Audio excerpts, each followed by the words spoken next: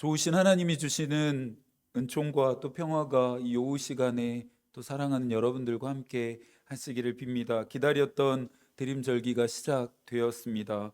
교회력에 속한 모든 절기들이 특별하고 의미가 있습니다. 하지만 그 절기들 중에서 믿는 자들이 가장 좋아하는 절기가 대림절과 성탄절일 것 같습니다.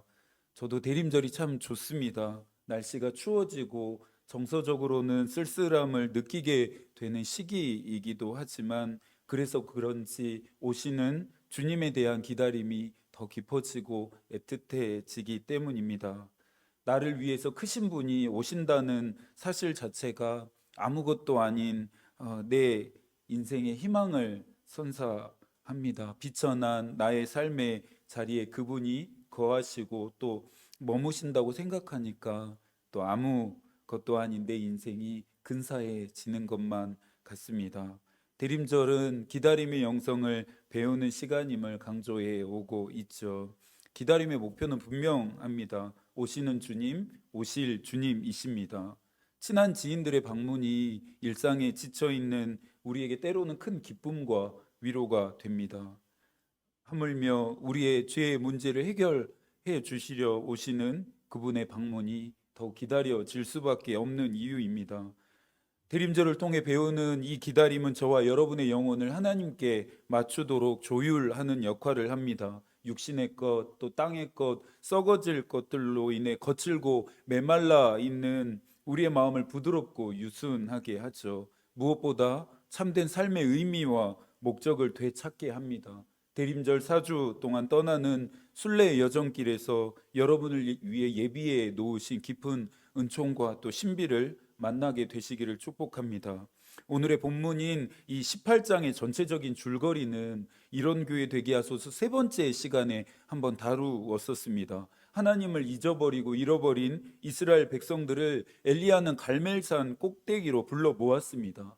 갈멜산 꼭대기에 모인 자들은 하늘에서 강력한 여호와의 불이 떨어지는 것을 보면서 잊고 있었던, 또 잃어버렸었던 살아계신 하나님과 그분의 능력을 재경험하게 되었습니다. 깊은 영적인 암흑기를 지나고 있었던 이스라엘 역사를 흔들어 깨우는 사건이었습니다.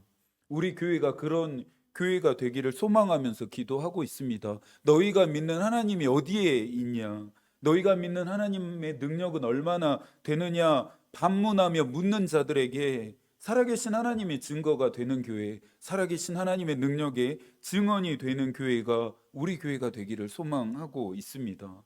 우리 교회가 갈멜산 정상과 같은 교회가 되어서 이 자리에 나와 여호와의 이름을 부르며 기도하는 모든 자들의 삶 한가운데 하늘로부터 강력한 여호와의 불이 떨어지는 것과 같은 응답과 역사를 경험하게 되어지기를 기도하고 있습니다. 엘리야가 믿었던 그 하나님을 저와 여러분도 오늘 믿고 있기 때문이죠. 18장 41절부터 46절까지의 이야기는 갈멜산 꼭대기에서 벌어진 사건 이후에 바로 이어지는 내용인데요. 이 내용을 이해하기 위해서는 엘리야가 처음으로 등장했던 시점으로 돌아가서 그가 했던 말에 우리가 다시 한번 주목해 보아야 하는데요. 아까 조금 전에 말씀드렸던 열왕기상 17장으로 저희가 돌아가 보도록 하겠습니다. 열왕기상 17장 1절부터 7절까지의 말씀을 저희가 한 목소리로 이번에는 읽어보도록 하겠습니다. 길르앗에 우거하는 자 중에 디셉 사람 엘리야가 아합에게 말하되 내가 섬기는 이스라엘의 하나님 여호와께서 살아계심을 두고 맹세하노니 내 말이 없으면 수년 동안 비도 이슬도 있지 아니하리라 하니라. 여호와의 말씀이 엘리야에게 임하여 이르시되 너는 여기서 떠나 동쪽으로 가서 요단 앞 그리 시냇가에 숨고 그 시냇물을 마시라. 내가 까마귀들에게 명령하여 거기서 너를 먹이게 하리라. 그가 여호와의 말씀과 같이 하여 곧 가서 요단 앞 그리 시냇가에 머물매 까마귀들이 아침에도 떡과 고기를 저녁에도 떡과 고기를 가져왔고 그가 시냇물을 마셨으나 땅에 비가 내리지 아니하므로 얼마 후에 그 시내가 마르니라. 열왕기 저자가 소개하는 엘리야가 누구입니까? 길르앗에 우거하는 자 중에 디셉 사람이라 말하고 있습니다. 길르앗은 그래도 종종 들어봤지만 디셉은 굉장히 생소한 지명이죠. 생소하다는 것은 유명하지 않거나 크지 않는 도시나 지역 출신임을 의미할 것입니다. 그래서 어떤 책에서는 엘리야를 시골뜨기 예언자로 부르기도 했습니다. 엘리야의 등장이 정말 밑도 끝도 없습니다. 여타 예언자들의 등장에 있을 법한 그 흔한 신탁마저도 보이지 않습니다. 예를 들어 이런 것입니다. 하나님이 누구에게 말씀하여 이르시되, 이런 것과 같은 하나님의 전언이 오늘 우리가 읽은 본문에는 나오지 않고 있습니다. 그런데 더 어이없고 웃긴 것은 어찌 보면 근본도 없는 이 예언자인 엘리야가 당시 아합이라고 하는 왕에게 가서 말했던 내용입니다. 1절입니다. 내가 섬기는 이스라엘 하나님 여호와께서 살아계심을 두고 맹세하노니 내 말이 없으면 수년 동안 비도 이슬도 있지 아니하리라 하니라. 혹시 이 구절이 뭔가 이상하지 않으신가요? 보통 다른 예언서들과 같았다면 하나님이 말씀하시기를, 하나님의 말씀하심이 없으면 비가 내리지 않을 것이다라고 말하는 것이 옳습니다. 그렇게 말해야 맞습니다. 그런데 엘리야는 지금 뭐라고 말하고 있습니까? 자기의 말이 없으면, 내 말이 없으면 이스라엘 땅에 수년 동안 비가 이슬조차 내리지 않는다고 말하고 있습니다. 당시 아합 왕이 어떤 왕이었습니까? 이스라엘 역사의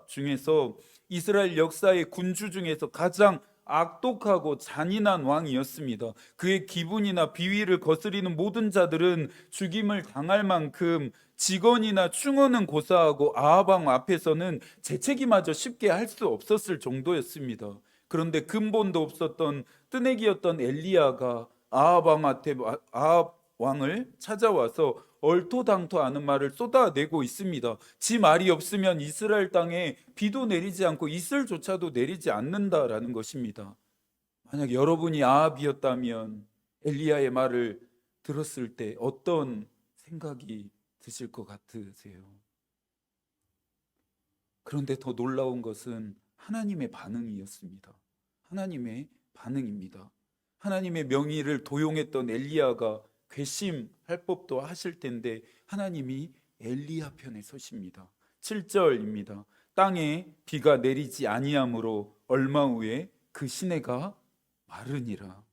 실제로 엘리야의 말처럼 이스라엘 땅에 이제 비가 내리지 않고 있었던 땅의 모든 물기들마저 모두 말라버리게 됩니다. 하나님도 엘리야의 말대로 하실 수밖에 없었습니다. 왜요? 하나님의 명예가 달린 일이었기 때문입니다. 엘리야가 지 말을 하기도 전에 먼저 꺼낸 것이 하나님의 이름이었기 때문입니다. 어떤 하나님의 이름이었습니까? 내가 섬기는 이스라엘 하나님 여호와께서 살아계심. 이 짧은 표현 안에 엘리야는 사용할 수 있는 좋은 하나님의 이름은 다 갖다 붙였습니다. 하나님이 역사하지 않으시고 일하지 않으시고 움직이지 않으시면 안 되도록 엘리야가 하나님의 이름을 사용해서 종용한 것입니다. 이 지점을 묵상하면서 과연 이런 이유 정도로 하나님이 움직이지는 않으셨을 것 같다는 생각이 들었습니다. 뭔가 우리가 모르고 있는 이유가 더 있을 거라고 하는 마음이 들었습니다. 그러면서 깨닫게 된 것이 얼토당토 않고 개념 없고 무식한 것처럼 느껴지는 엘리야의 이 행동이, 아합을 찾아갔던 이 행동이 하나님의 답답한 마음을 시원하게 했겠다라고 하는 생각이 들었습니다. 그 누구도 살아계신 하나님의 이름을 부르지 않고 그 하나님의 능력을 요청하지도 않는 시간 속에서 살아가고 있는데, 엘리야라고 하는 이 사람이 아합 왕 앞에 찾아가서 그와 같은 말을 하고 그와 같은 행동을 했다라고 하는 것 자체가 하나님이 이스라엘 역사 안에서 마음껏 일하시도록 무대를 만들어준 역할을 했구나라고 하는 생각이 들었습니다.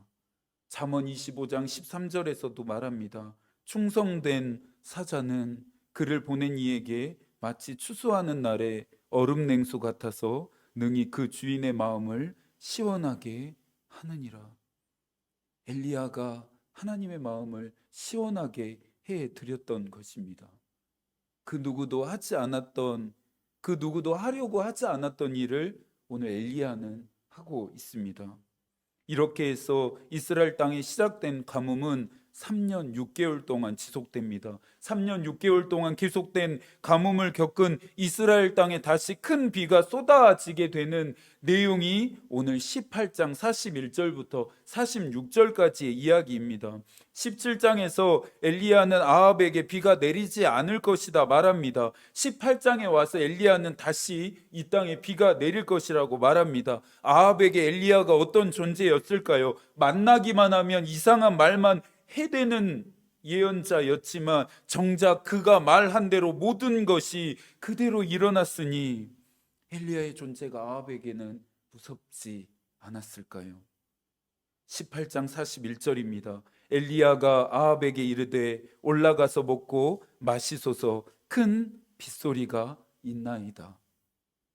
저는 설교를 준비하면서 개역 개정 성서와 함께 세번역 성서도 같이 참조하면서 읽는데요. 이 구절은 세번역이 훨씬 더 좋습니다. 한번 들어보시겠어요? 엘리야가 아합에게 말하였다. 빗소리가 크게 들리니 이제는 올라가셔서 음식을 드십시오.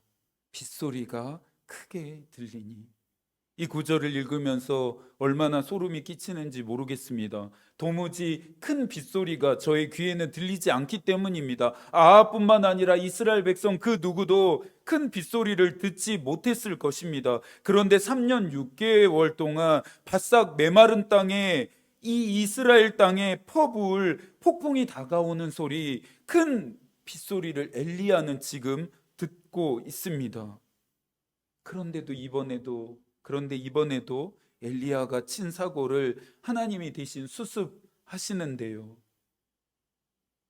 엘리야를 뒤따라가면서 깨닫게 되는 것은 엘리야가 단순히 말만 하는 사람이 아니라 행동 또한 함께 하는 사람이었다는 사실입니다.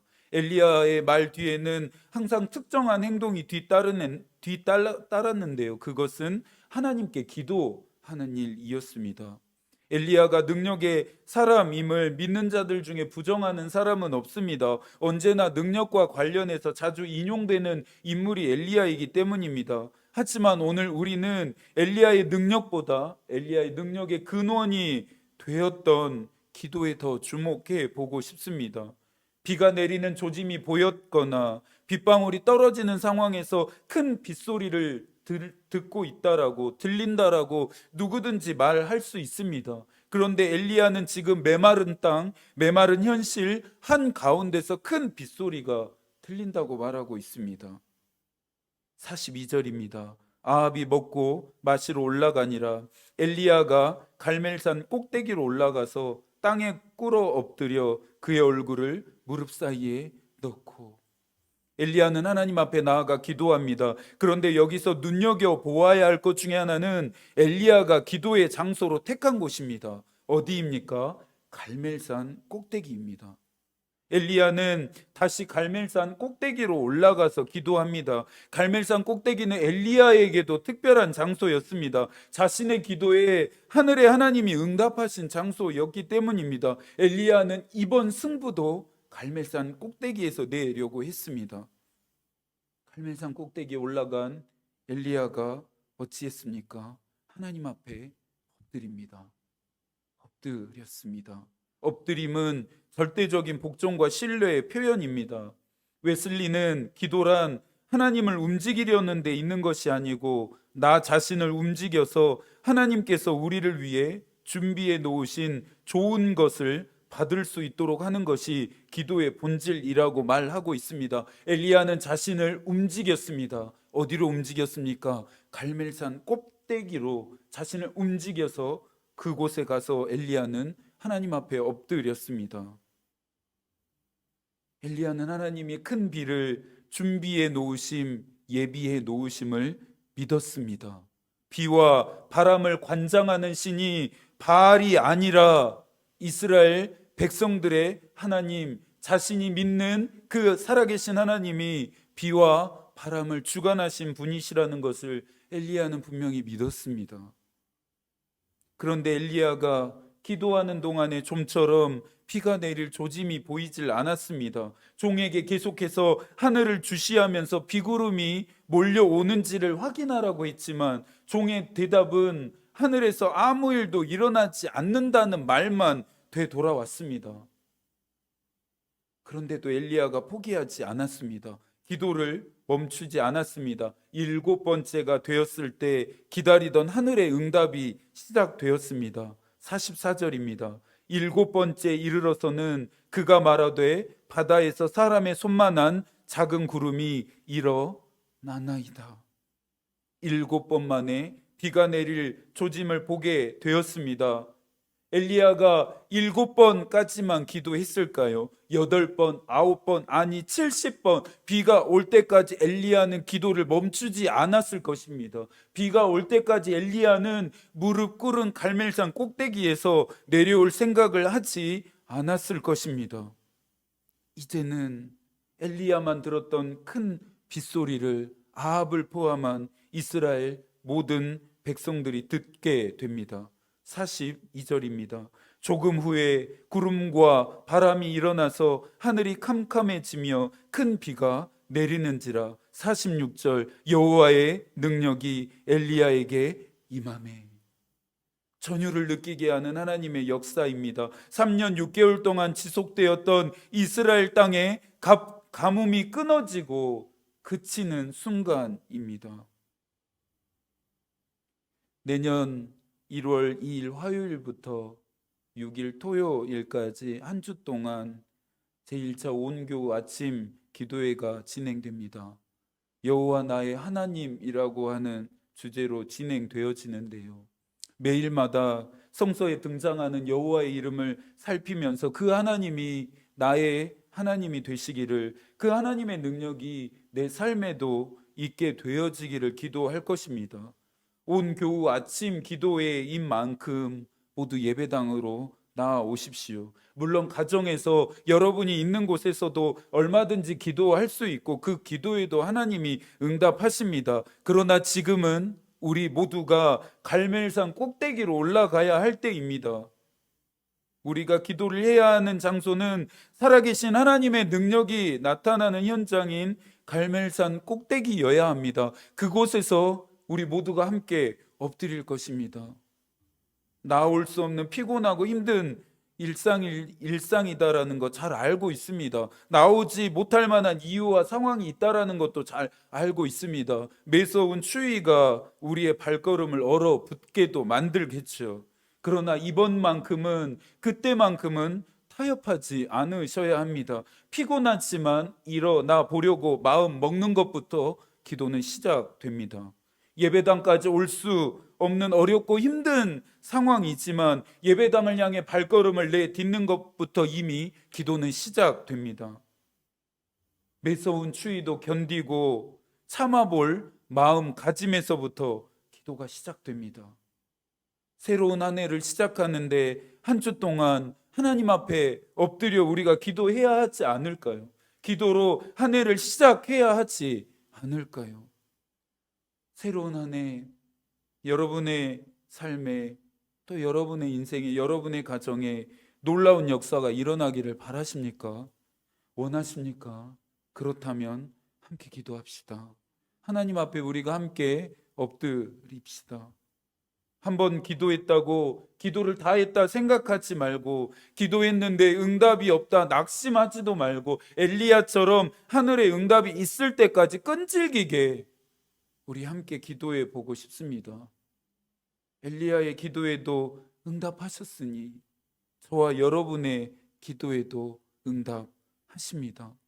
갈멜산 꼭대기에 일어난 하나님의 이 놀라운 역사가 이 예배당에도 반드시 나타나게 될 것을 믿고 싶습니다.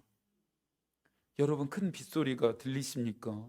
구름과 바람이 일어나서 하늘이 캄캄해지는 것이 보이십니까? 예수께서도 말씀하시죠. 마태복음 16장 3절입니다. 아침에 하늘이 붉고 흐리면 오늘은 날이 굳겠다 하나니 너희가 날씨는 분별할 줄 알면서 시대의 표적은 분별할 수 없느냐. 여러분에게도 큰 비가 내려야 하는 가뭄과 같은 문제와 어려움이 있으시잖아요. 여러분의 힘과 노력으로 해결되지 않는 일들 있으시잖아요. 사람들이 불가능하다, 절대 안 될 것이다 말하는 상황들 있으시잖아요. 그러니까 기도하자는 것입니다. 그러니까 갈멜산 꼭대기에 함께 올라가 하나님 앞에 엎드리자는 것입니다. 엘리야처럼 하나님 앞에 엎드려서 함께 기도해 보자고요. 하나님이 우리 편에 서셔서 반드시 일하시지 않으면 안 되도록 그분의 보좌를 우리가 함께 흔들어 보자고요. 빗소리가 크게 들리십니까? 큰 빗소리를 듣고 싶으십니까? 저는 갈멜산 꼭대기로 발걸음의 방향을 잡았습니다. 여러분은 어찌 하시겠습니까?